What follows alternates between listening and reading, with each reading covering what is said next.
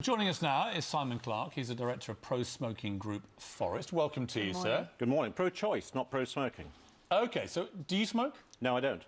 Have you ever smoked? The odd cigarette when I was 16, but no, not really. Why would a non-smoker like you be so exercised about smokers' rights? Well, I see this as part of a bigger picture, and I think there's excessive regulation in far too many areas that affect people's personal lives.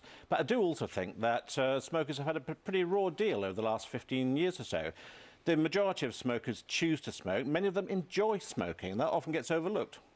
Really? You think smokers have had a raw deal? I certainly do. I mean, They've had a raw deal to their health, haven't they? Well, that's up to them. They're adults. They choose to smoke. People choose to drink. People choose to consume sugar. It's a matter for them. It's not a matter for government. But where that adult habit, and it is just a habit, where that habit directly impacts on the health of children or young teenagers, which is what this debate is about, that's a different issue to adults wanting to, you know, make themselves whatever they want to make themselves smoking. Totally. I mean, I wouldn't want to see children smoking. I've got two children, aged 21 and 18, and I wouldn't have wanted them to smoke when they were younger. But I don't believe for one second that films have a major influence on children smoking. OK, well, we've got the evidence. Children aged 10 to 14 who view many movies with characters who smoke are more likely to try cigarettes themselves. That's according to an official study back in 2012. In 2011, teenagers who watch films showing actors smoking are more likely to take it up, according to a survey of 5,000 15-year-olds. Yeah, these surveys are very subjective. I mean, the reality is that the World Health Organization, for example, in its latest survey, is saying that in Transformers there's a cigar-smoking robot, and they're saying that might encourage people to smoke. Well, that's complete and utter nonsense. Now, I'm of the generation where I grew up seeing characters like Cruella De Vil. That never encouraged me to smoke.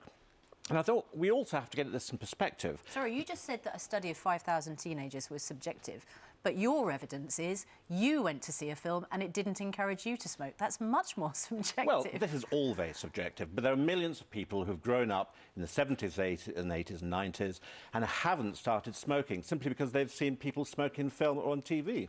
Yeah, but apparently there are, you know, according to a survey of thousands, there are teenagers who are watching smoking on television. You say that a cigar-smoking robot doesn't encourage you to smoke. But what happens if you see a romantic heroine or someone who is making it look cool or it looks more creative? You know, there are lots of images of people smoking that have encouraged younger people to smoke.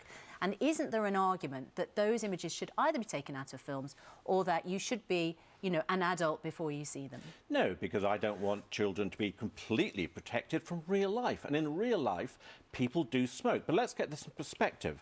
The number of children smoking in Britain and the United States is at its lowest level since cigarettes were invented. Is that something you celebrate as the, you know, representative of the pro-choice smoking group? Of course, because we represent adults who choose to smoke. But I think we've got to be very careful if we start introducing what is essentially censorship in films. I want to leave it to the film industry, to individual directors and producers. Even according to the World Health Organization, only 36% of Hollywood films feature smoking images. So it's not a major problem whatsoever. All right. Well, thanks very much indeed for coming in to talk to us this morning, Simon Clark.